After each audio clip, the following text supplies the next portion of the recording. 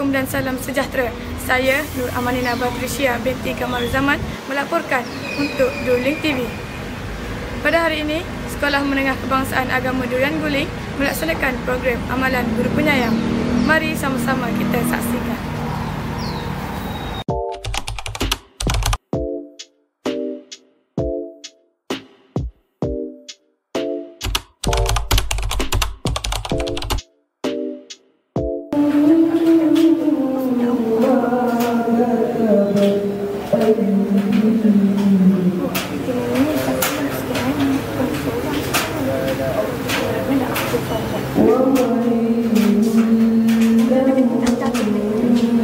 Sedullah ni dengar.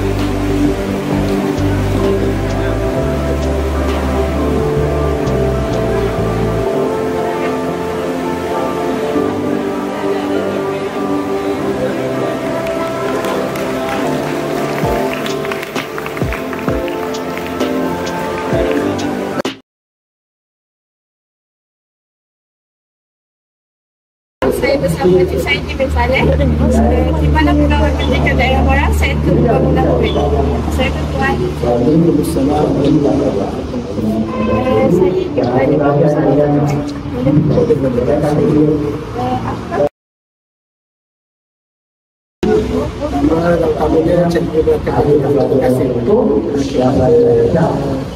PSS seperti kita berjangkauan menyampaikan sesi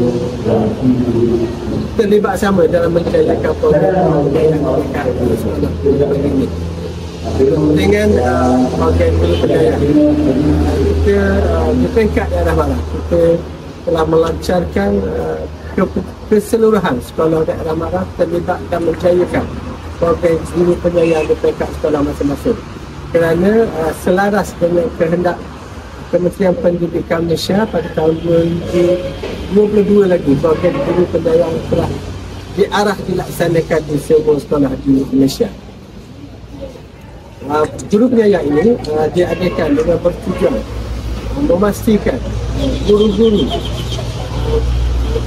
menyemai rasa kasih yang bersungguh-sungguh kepada anak-anak pelajar dan mengenal keseluruhan masalah hati budi dan mengenal pasti keseluruhan tingkah laku pelajar di sekolah sendiri.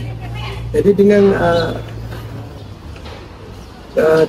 pengetahuan guru, mengetahui latar belakang pelajar, latar belakang keluarga pelajar, insya-Allah sekolah boleh membantu memastikan pelajar ini berjaya dengan cemerlang.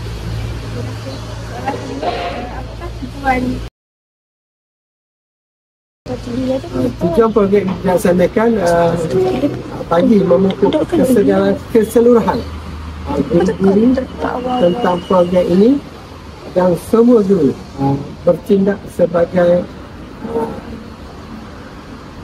petugas utama yang akan memastikan kejayaan program ini dapat berjalan dengan sempurna.